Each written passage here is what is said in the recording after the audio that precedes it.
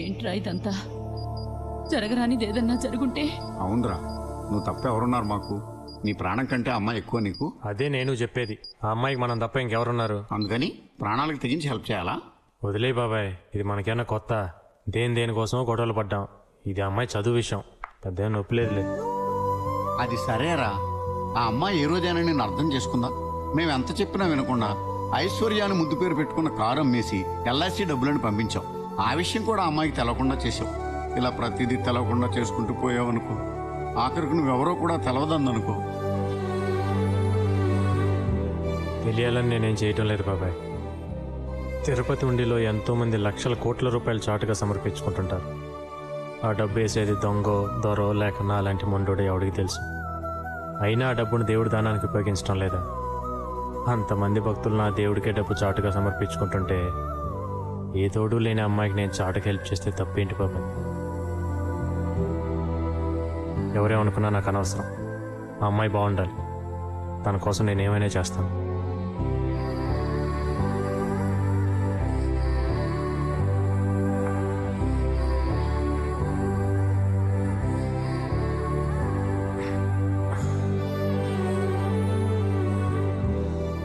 మీరు ఎగ్జామ్ బారేసారా?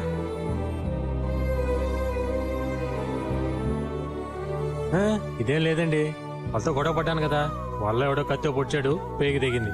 ఇప్పుడు పర్లేదండి, డాక్టర్ కనెక్షన్ ఇచ్చేసాడు.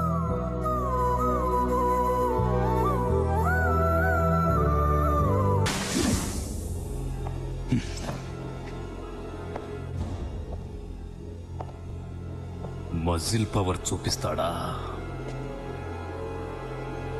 పోలీస్ పవర్ ఏంటో చూపిస్తా.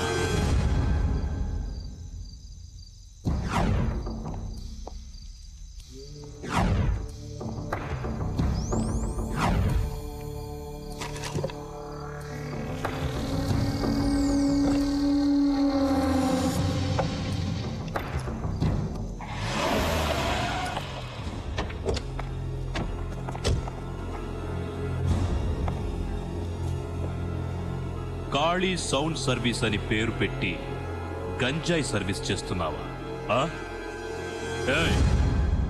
గంజాయి ఎక్కడ పెట్టాడో వెతకండ్రా. ఏంట్రా చూస్తున్నావు? 100కి 200కి మైకిల్ అద్దెకించుకుని బతికే నీకి అంత పొగరుంటే కాకి బట్టలేసుకున్న నాకెంత పొగరుండాలరా? సార్ ఇక్కడ ఉంది సార్. గంజాయి కేస్ బెయిలే ఉండదు, బతుకంతా చిప్పకూడే. ఎవడొచ్చి దాన్ని కాపాడుతాడో చూస్తా.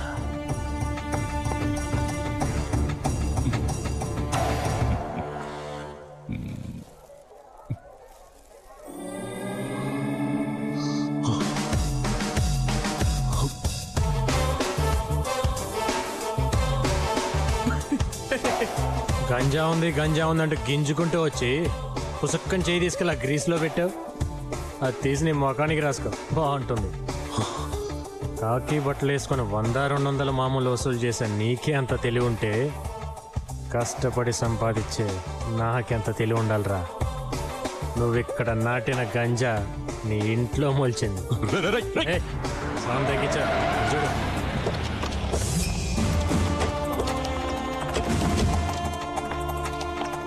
ఏంటయ్యేది? గంజాయి వ్యాపారం చేయడానికి కాకి యూనిఫామ్ దొరికిందా? మీ ఇంట్లో గంజాయి స్వయంగా నేనే పట్టుకున్నాను. పద జేబుకు. గంజా కేసు బెయిల్ కూడా దొరకదు, బతుకంతా చెప్పకూడే. పాపా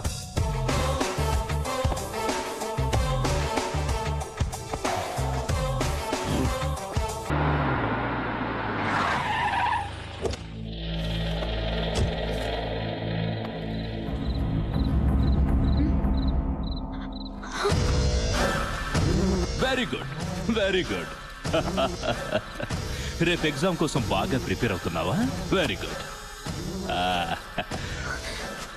నేను బయట వాళ్ళ ఇంటికి వెళ్ళినప్పుడు వాళ్ళే ఇవన్నీ అరేంజ్ చేస్తారు. పాపం ఇవన్నీ నీకు అలవాట్లేవు కదా అని నేను తెచ్చుకున్నాను. నీళ్లు తీసుకురా. నీ చేత్తో కనిపిస్తే కిక్కు బాగా ఎక్కుతుంది.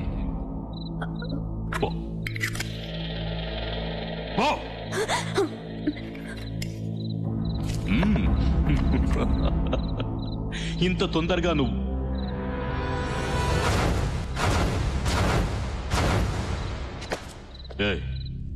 ఎవడ్రా నువ్వు? ఖాళీ. ఓ, ఈ ఏరియాలో రౌడీజం చేసేది నువ్వేనా? రౌడీజం నేను కాదు సార్ చేసేది. మీరు బయలుదేరండి. అంటే నేను రౌడీనా? అలా అనలేదు సార్, మీరు బయలుదేరండి. లేదు లేదు లేదు, చెప్పు రౌడీ అనే కదా అన్నా? నేను అనింది అది కాదు సార్, మీరు అర్థం చేసుకోండి. ఏంట్రా కాదు? చూసావుగా పోలీస్ దెబ్బ, బాగా అర్థమైందా? పర్వాలేదు సార్, మీరు బయలుదేరండి. ఏంట్రా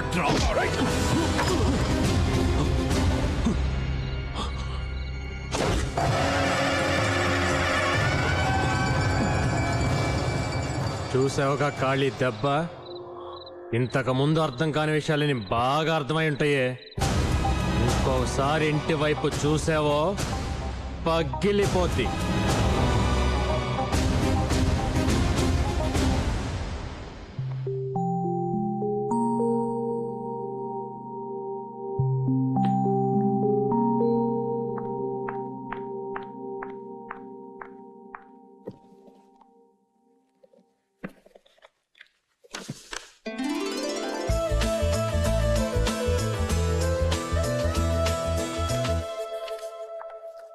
ఏంటి కాలి, స్వామివారి బ్రహ్మోత్సవానికి లైటింగ్ చేయడానికి తప్పితే ఎప్పుడు రావే, ఈ రోజేంటి కొత్తగా? ఏమీ లేదు స్వామి, మా ఏరియాలో నాకు తెలిసిన ఒక అమ్మాయి ఈ రోజు కలెక్టర్ పరీక్ష అయిపోతుంది. అందుకని అమ్మాయి పేరు మీద అర్చన చేద్దామని వచ్చా. ఓ బేషుగ్గా చేద్దాం.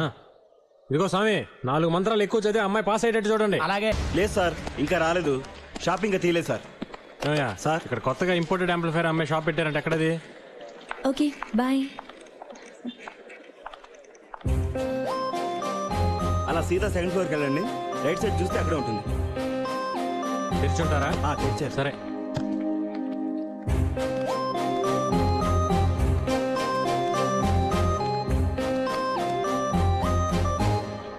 ఎందుకు వచ్చావు ఇక్కడికి? ఎందుకు నన్ను ఫాలో అవుతున్నావు? చెప్పాను కదా నా వెంట పడద్దని. నీకు అర్థం కదా? పోలీస్ కంప్లైంట్ ఇచ్చినా నువ్వు మారవా? అది కాదండి, నేను ఏంటి నువ్వు నాకు హెల్ప్ చేయడానికి వచ్చానని చెప్తావు, అంతే కదా? చూడు, నీ హెల్ప్ నాకు అవసరం లేదు. నన్ను భగవంతుడే కాపాడతాడు. ఒకవేళ నిజంగా నాకు హెల్ప్ చేయాలనుకుంటే దయచేసి నన్ను డిస్టర్బ్ చేయకు. అదే నువ్వు నాకు చేసే పెద్ద హెల్ప్.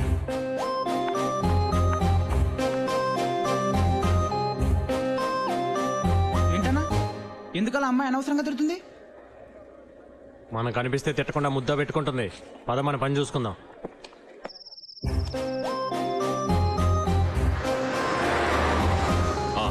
నేను అరగంటలో వస్తాను. చెప్పానుగా సీతాదేవి ఇంటికి వెళ్తున్నానని.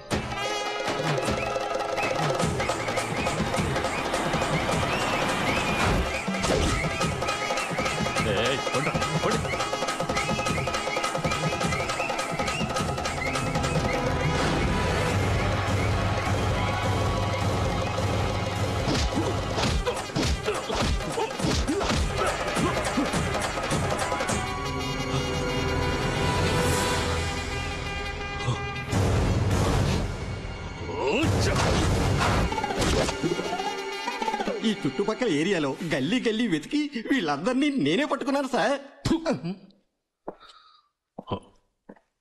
వీళ్ళు కాదు.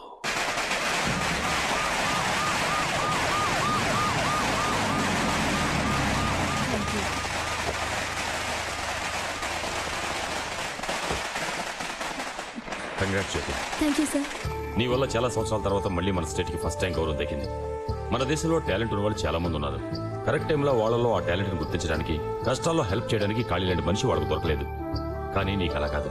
ఖాళీ లాంటి మంచి మనిషి అండగా ఉన్నాడు. నిజంగా నువ్వు చాలా అదృష్టవంతురాలివి. Best of luck. ఖాళీని అడిగానని చెప్పమ్మా.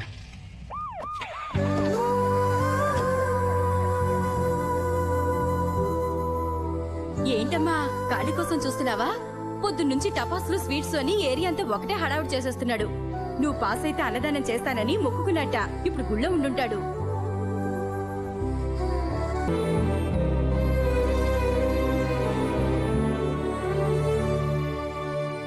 అమ్మా జ్యోతి, బాగున్నావమ్మా? మీరెలా ఉన్నారు? చాలా సంతోషంగా ఉన్నావమ్మా. నేను కూడా మీకు సంతోషమైన విషయం చెప్దాం అనుకుంటున్నాను. కాళీ మాకు అన్ని విషయాలు చెప్పాడమ్మా. ఇప్పుడు మేమిద్దరం వీడింటి నుంచే వస్తున్నాం. అవునమ్మా, ఎప్పుడు కాళీకి మా గురించి నువ్వు చెప్పావో ఆ రోజు నుంచి ఈ రోజు వరకు మాకే కష్టం రాకుండా అతనే చూసుకుంటున్నాడు. కొడుకు పోయి కొరుగు పెట్టే దిక్కు లేని మాకు ఆ దేవుడే కాడిని మా దగ్గర పంపించాడమ్మా.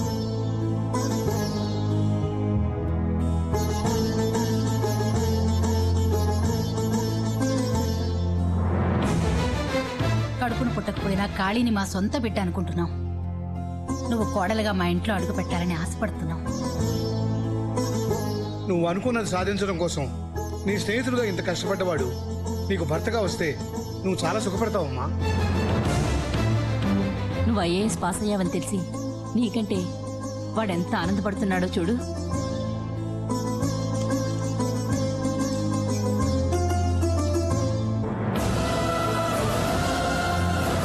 ఏమా ఇష్టమని చెప్పమ్మా.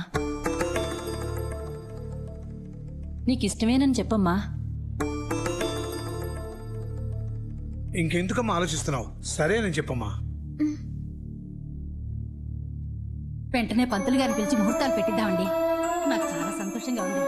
వదిన గారు, మీకు తెలిసిన పంతులు గారు ఎవరైనా ఉంటే